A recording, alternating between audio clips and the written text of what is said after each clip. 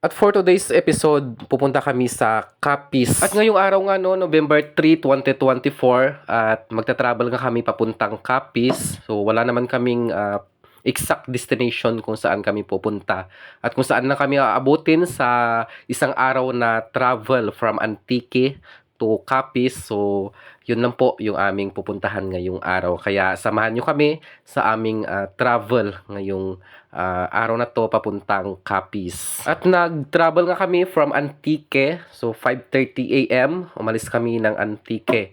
So bandang alas 6 nakarating kami dito sa probinsya ng Aklan. At dahil nga Capiz yung pupuntahan namin, so hindi na kami dadaan sa city proper nitong Kalibo, Aklan. So dito na kami dumaan sa diversion road dito sa may Makato papuntang Banga. So ganito po kaganda yung diversion road dito sa Makato going to Banga. So at medyo maulan nga that time nung kami ay nag-travel. So go pa rin.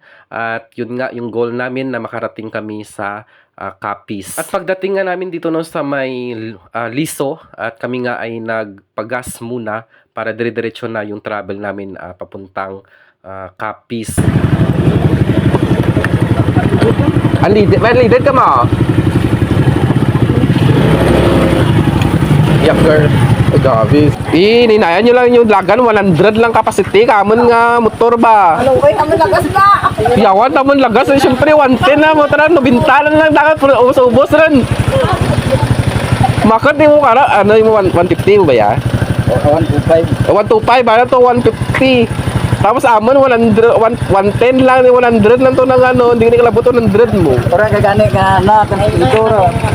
Orang kana kan ito.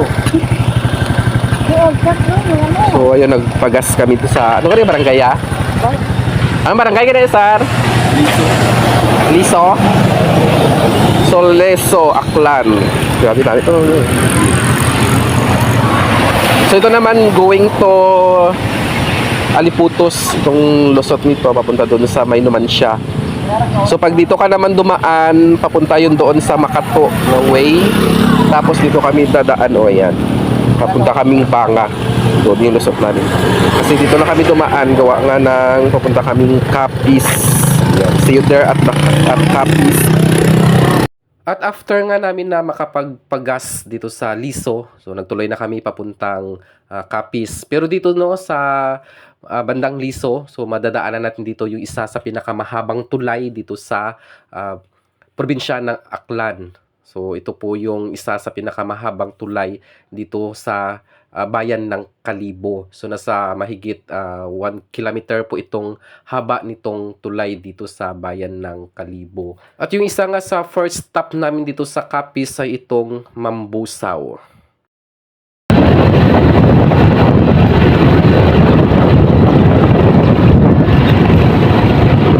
Oh, ina video.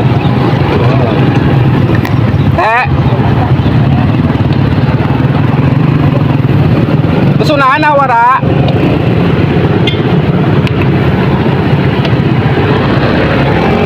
At isa nga ito no sa bayan dito sa Capiz na aming tinigilan, at dito nga ay nagpasya kami na mag stay muna kahit saglit at magpa-picture dito sa kanilang landmark na Mambusaw. At dito nga rin no, nag-stop over din kami para makapag-withdraw ng cash kasi wala ka kaming dalang cash. At nakarating nga kami dito sa Capiz. So dito yan sa Mambusaw, at napakaganda nga dito no ng kanilang bayan. So bukod sa napakalinis, napaka-organized po ng kanilang bayan. So bawal mag-parking sa gilid ng highway. So dapat nasa tamang parking area po kayo mag-park.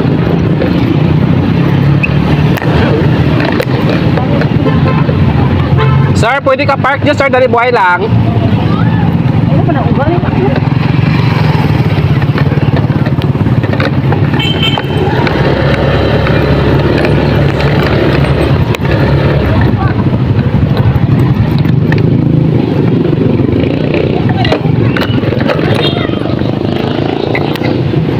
4 years sa Mambusaw.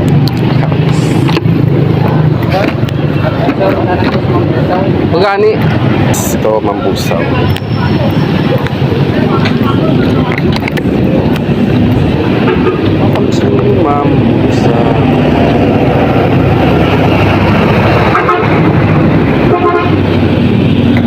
Ayun guys, dito kami sa Mambusaw. So, sa Capiz.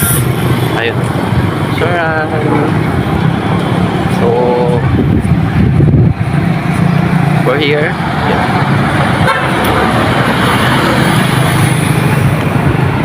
Mambusaw.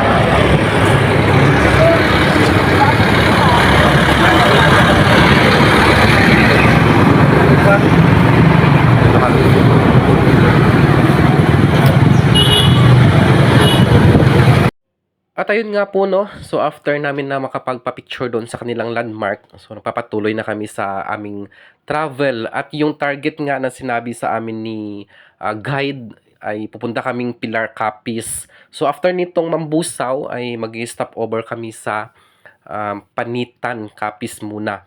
At yun, tutuloy na kami papuntang Pilar. So medyo malayo-layo pa yung aming lalakbayin. At isang araw nga lamang po yung aming travel na to. So mamaya, babalik pa kami ng Antique. So abangan nyo po no, yung next episode nitong aming travel papuntang Capiz. So bali, part 1 pa lamang po ito ng aming tour dito sa probinsya ng Capiz. So salamat no sa patuloy na pag-support sa aking Facebook page at saka sa aking YouTube channel na Lakwatcherong Colasinyo. So sana po no hindi po kayo magsawa sa pag-like at pag-share ng aking mga videos na ina-upload sa aking Facebook page at saka sa aking YouTube channel. So kita-kits ulit tayo no sa susunod na episode nitong aming travel papuntang Capiz. Windows down on my favorite street. Sunset in the rear view, got nowhere to be. For a moment we feel like we're kings and queens, and nothing but a t-shirt and ripped up jeans. We are free, can you feel it too?